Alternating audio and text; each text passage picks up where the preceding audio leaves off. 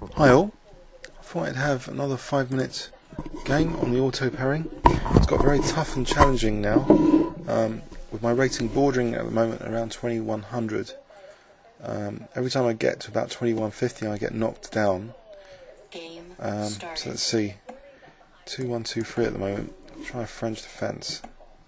Friend departed. So knight f6.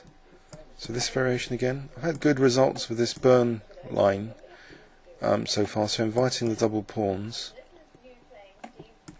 Just playing for b6 and bishop b7. Check. Okay, disruptive check.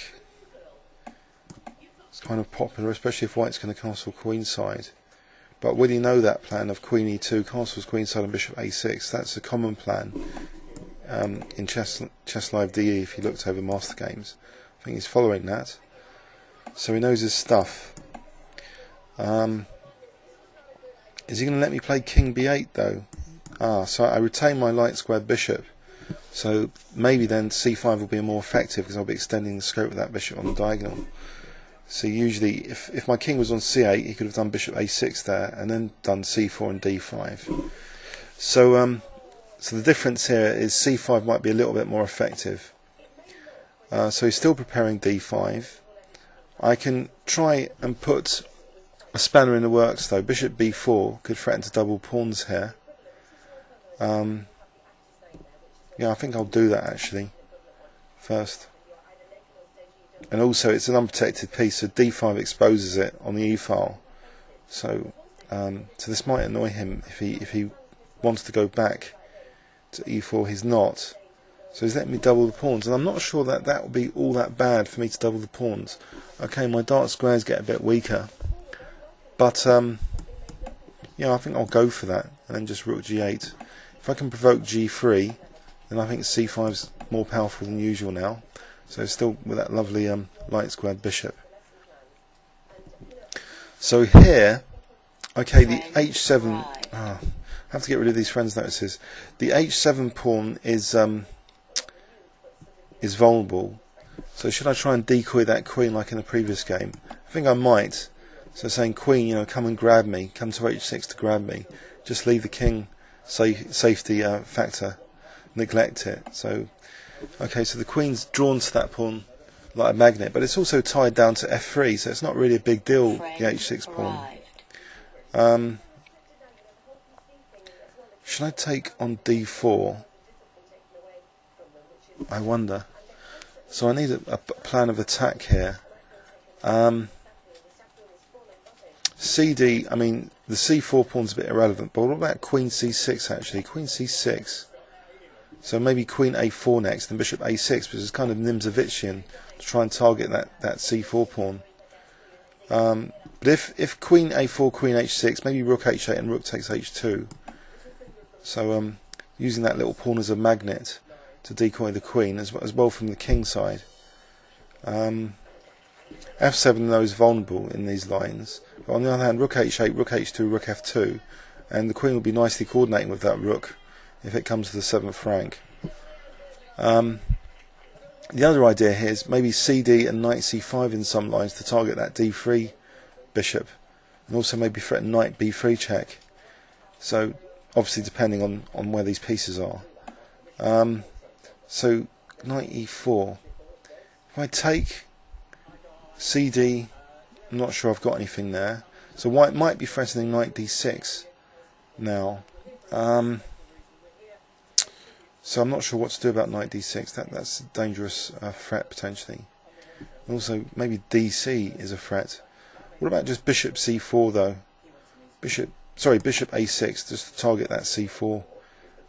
But knight d6 and queen e4 might be dangerous, targeting my b7. So I've got to be careful if I'm going to win c4 not to loosen my light squares. So maybe after knight d6 I'm going to have to think about this quite seriously. Okay, here, I don't know. cd, it seems white's fine. I still don't like knight d6 as a threat. So maybe back to c6 for the moment, just to see what's going on here. What is white doing? That's the question. Also trying to gain a bit more time on the clock, I suppose, is a practical thing here. But is white's breakthrough still based on d5? It could be annoying now with the bishop actually on a6 if d5 cd is attacking my bishop. So if bishop takes d3, pawn takes, bishop takes, I might be okay at the moment to handle d5, but maybe not in some variations coming up. So I'll put the bishop back for a second. So a bit of cat and mouse in terms of going backwards and forwards just to see if the opponent is going to do something inappropriate. But it's gaining a little bit of time on the clock. So maybe this is inappropriate because it's leaving the double pawns to be a bit weak, weaker than usual now. So do I want to take with the queen? I think so, because the ending should favour me here with these double pawns. If I can play king c7, maybe double up rooks, rook d7, this looks like a wreck. And without a dark square bishop, how is this pawn going to be lost? A rook can't easily switch to attack it either. So it's a bit of an unexploitable weakness. It's just theoretical.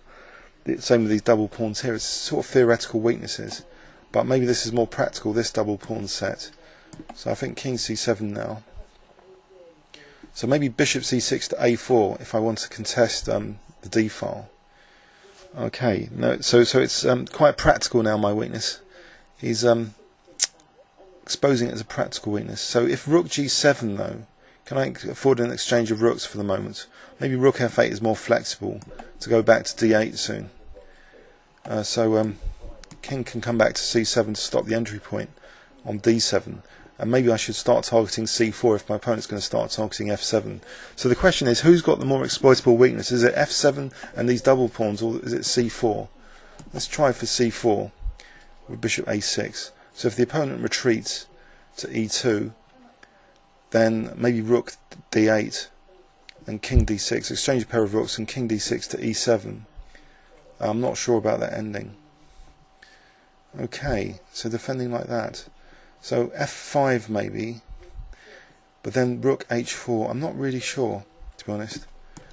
f5, is the rook really going to go to h4 to target h6, or is my king going to be able to step in now? King d6 to e7 to make this a less exploitable weakness. This pawn here on f7. So king d6. If I can get to e7, and then the rook would be free now, or maybe even king f6 could the king could also be a caretaker of both f7 and h6. So maybe king f6 here, and also with the threat of rook d8, so it can come to g7 now if needed. But also rook d8 is handy. Okay, or even rook b8 to b2 might be handy.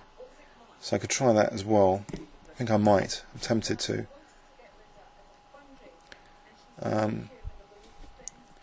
So now king g6 or king g7. King g7, asking the rook, what is it really doing on h4? Okay, now rook b2. So there's some questions being asked about white's position now, like the a2 pawn and this f2 pawn. So I think I'll take that f2 pawn. Okay, and now ask that bishop what it's doing. In fact, it's almost as if white's in a mating net. He's just sacking a piece there. I think I'll go a check to stop any rook g4. Bishop e6 seems a logical central place for the bishop. And the opponent seems to be also running out of time as well as position here. White resigns. So resign. Let's have a quick look at that and what happened in post-mortem. So basically, again, this burn variation, I've had a huge, fantastic results with it, especially on Blitz. But I did lose in the last round of the South End with it, when I stupidly castled Queenside when my opponent castled Kingside, allowing the a4 pawn as a battering ram, the a pawn. I will go over that game in the summer at some point. But here, the double pawns, yeah, seems to be a weakness, because now the restrain blockade destroy strategy of Nimzowitsch, the weakness has been set, and now c4 is later a target. Is this pawn really a weakness if it can't be exploited, if white's tied down to f3? It seems to be a less exploitable weakness, but my opponent nevertheless put me in some danger if maybe he'd continue with knight d6, or maybe a timely d5, because I'm not sure This episode was that sound with the bishop on a6. But here it seems the prospects were much greater now for black in this ending. Even though it seems, I'm the one with more of the pawn structure weaknesses. My king can come over the queen side. It seems the pieces are just getting a bit tangled, going over theoretical weaknesses. They're getting a bit out of play, leaving behind the real weaknesses, which are these c-pawns and this 7th rank. So my opponent was also running out of time by this stage. Hope you enjoyed that. Please leave any comments or questions on YouTube. Thanks very much.